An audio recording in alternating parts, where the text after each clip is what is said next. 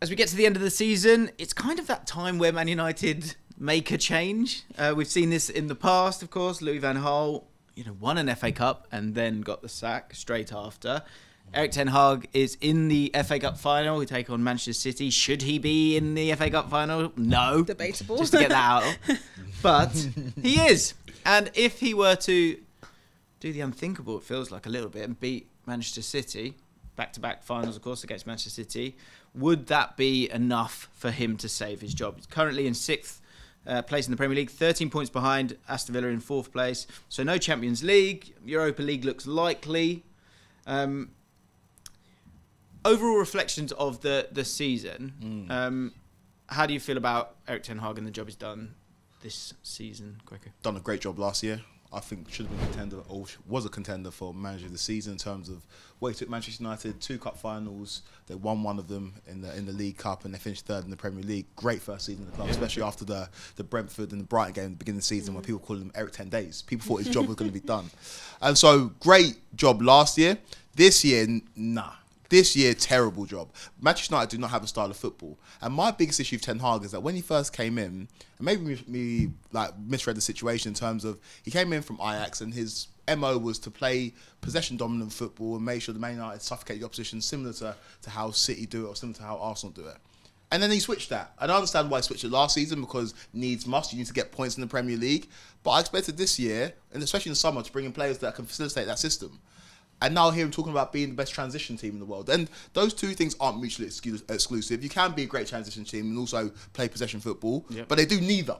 And so what has he done? What job is he doing? When you see Man United go and give away that lead against Brentford in the league, or against Chelsea in the league, or against Coventry in the Cup, what is he telling his players to go out there and do? Because there are experienced players there. Bruno Fernandes showed against Sheffield United last night that he's still a top player and can give you numbers. Casemiro is a multiple-time Champions League winner at the back end of his career. There are still good players there at Manchester United. We wax lyrical about how good Kobe Minu is.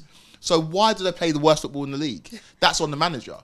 And I understand that there are multiple players at Man United who have got previous managers to sack. Good managers to sack as well. In Jose Mourinho, maybe there's a few that were there under Louis van Gaal. And Oli was a decent enough manager, but not necessarily of the level of a top Premier League boss. But you have to, the blame lies at the door of Erik Ten Hag. This football that they're playing this year, I can't see it. I don't see it. When they played against Bournemouth away on the weekend, we all knew that Bournemouth were going to get something out of that game. And as Man United, one of the biggest clubs in the world, go in to Bournemouth and people expect Bournemouth to go and get a win in that game, there is something wrong there. And I feel sorry for Jim Ratcliffe. He went and ran a marathon and he had to go and watch that disaster class at Wembley in terms of Manchester United managing to get through in the Cup against a team that aren't even in the playoffs in the Championship this year. There are multiple issues. The one saving grace for Erik Ten Hag, well, not even saving grace, but the one thing I will say about him is it reminds me of AVB. He came in with all this fanfare. I remember when Chelsea brought in AVB, all this fanfare, the next progressive manager, the heir apparent to Jose Mourinho, and the stench of our club ruined him. And he went on to Spurs, and he went on to other big jobs, Zenit, but he was never the same. Yeah. Remember the PR about Erik Ten Hag when he came in from Ajax, the next great manager. Man City wanted him. Barada wanted to bring him in at Man City to succeed Pep. And the stench of Manchester United has ruined him. I still think there's a good coach there, but I think he needs to go elsewhere. Right. Yeah, because I think the thing as well about that first season, which is a good point to reflect on, is that it was a great first season. But, you know, someone's got a YouTube channel. When there's a manager linked to a club, often people go, can you do a video on how they were set up, right? And I think an owner would, if you're employing someone, something like that, it's a similar thing. You go, well, how would you set up? And I would imagine Ten Hag will go, well, look at how I play with Ajax. Yeah. Like, you know, that just seems obvious to me, right? So that first year where they did very well, I think when I think about that team and how they played, I think about Rashford being on fire. I think about and not just being on fire, but getting the goals that win the games. And that's, you know, that does paper over a lot. Casemiro, similar thing. He was on fire for them. And Bruno Fernandes as well. Yeah. This year they've still been lucky. That when you look at like expected goal difference, so that's the amount that you concede and the amount you create yourself, which is not everything, but a solid barometer in terms of how you should be getting on in the league. They are 14th both like overall or per 90. They are 14th. So they are in between Fulham and Wolves. They are beneath Crystal Palace, Nottingham Forest, Everton, Bournemouth, Brighton, Brentford, and everyone else. So the point of not seeing it, you've got to be able to see something. And I think with Arteta, you could see something that was there, and that's why I get so confused with him as a coach, because he is an elite coach because he's coaching at this level, so he has to have had something. But again, we've just not seen it at all. Do you think coming to sort of, I guess Arteta is a good example as someone who needed to be given time and needed to be trusted. In terms of that trust that was given to him, what do you think allowed him that trust? Was it him as a person in terms of his dealings with the media and the club and the fans, or was it the style of play? Which one do you think allowed him that leeway?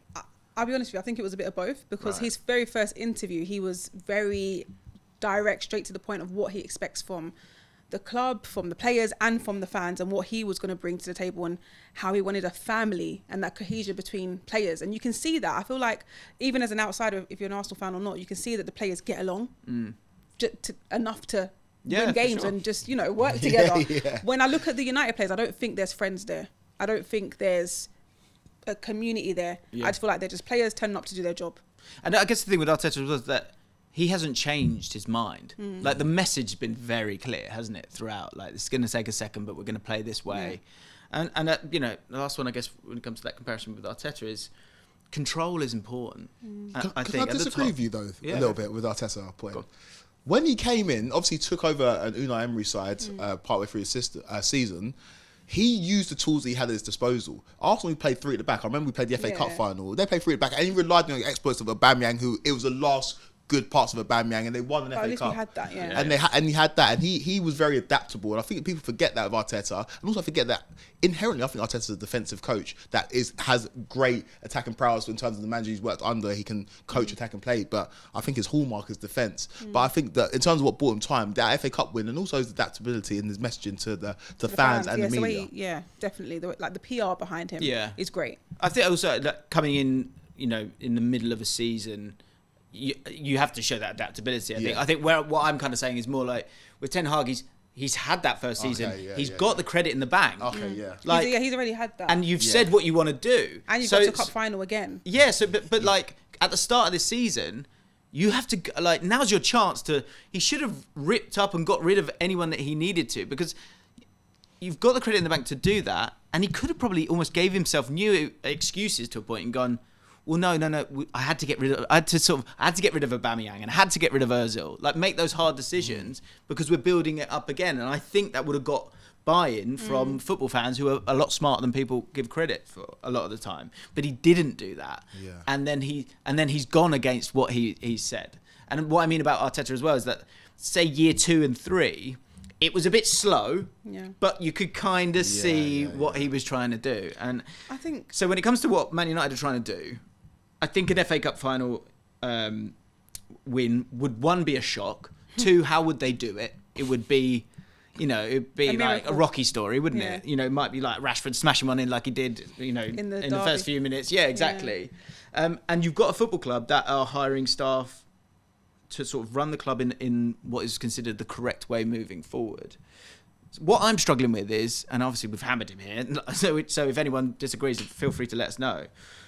I just cannot see a world where if you hire all these people, the one person that you're going to keep is him, regardless of one game of football that you shouldn't even be in anyway. Yeah, it doesn't happen, especially because you have to have these conversations about players you want to bring in now. Yeah. And so when these players or their agents are sitting down, who are they talking to? Are they sitting there talking to Ten Hag, being like, what's the plans for next season? Probably not. He's probably gone. I don't think Manchester United are so short-sighted that based on the result of one game, they're going to keep or sack a manager. I do want to give credit to people who've run football clubs before, and I know that Nice fans aren't the biggest fan of Ineos and Jim Ratcliffe, but they have run football clubs before and learned from mistakes. Brought in my brother from Man City as well. Man who knows a lot about football. It looks like Dan Ashworth's on his way to Old Trafford as well. So they're changing things at the top of Manchester United, and that should give them the structure they previously haven't had. But I do think that with Ten Hag, he's been unlucky in terms of he's accredited, or a lot of the bad signs Manchester United have signed or brought in have been attributed to him, he's forever going to be tied to Anthony. Yeah. He's forever going to be tied to Tyrell Malacia. His job should be that of a head coach. But because Manchester United was such a mess and had people in jobs that they weren't qualified to do, he had to take on a lot more than I think he should have had to do. And as a result of that, he's made mistakes. I do think There's been injuries too. There's been so many injuries that we don't want to use as an excuse, but that's been the case. And also, last summer, where they were chasing Frankie de Jong for that long and they couldn't get him, I think that move hinged a lot on where Manchester United were going to go. You bring in a player like Frankie, you play a completely different style of football. Yeah. It's more controlled. It's more what we saw at Ajax. And we can maybe start to have conversations about Man United playing progressive football. Didn't bring him in, spent that money on Mason Mount, brought in other players, and they've gone the other way. And unfortunately for Ten Hag, those decisions have come back to bite him. And it looks like in the summer, he will be looking for a new job. Yeah. The last thing I would come back to is that, you know, who in that squad has he developed? Like, who was like here and is here? I wouldn't say here than here. Maybe a slight move is Garnacho, maybe possibly. Yeah. But was he going to be? And Bruno Fernandes has always remained quality. Yeah. But other than that, I'm not sure. Yeah, but I see a lot of other clubs and players, and they seem to have gone from here to here. You're on the back foot though. When you are now, I think Arteta's the benefit he had is that I don't think he ever thought his job was at risk, even when he finished 8th and 5th, and that means you can back what you're doing. You can convey a message to your players. But Ten Hag has been fighting for his job since maybe November, December. Second game. Second game. And when you're doing that, you're on the back foot constantly. You're making decisions to sometimes appease the fans, sometimes to try and get results. And as a result of that, you can't really implement what you want to implement. When you're Arsenal, you're Arteta, you know that you've got a 5-phase plan that he's always talking about. That stands you in good stead in terms of putting forth your best foot and making sure that your team plays the football that you want to play. I don't think Ten Hag's teams play football that he wants to play. And they don't play for him. Just like I don't think the fans of him. I think it all comes down back to communication, because when you compare the two with Arteta and Ten Hag, even to take Arteta out of the equation, I feel like fans may have lost trust in Ten Hag because the amount of press conferences we've had where there's been so many mishaps, and like the whole Jadon Sancho situation where someone's lying and someone's not, the whole Ronaldo situation, there's so many different things that's happened that you just think, even when I think he outed Marcus Rashford when he went on a night out, and it's like he's not protecting his players, and it doesn't seem like the players are playing for him and he's not protecting them. It's just like, how can the fans trust a manager that doesn't look after the players? So I feel like it comes down to the communication as well. It's giving him a bad public image.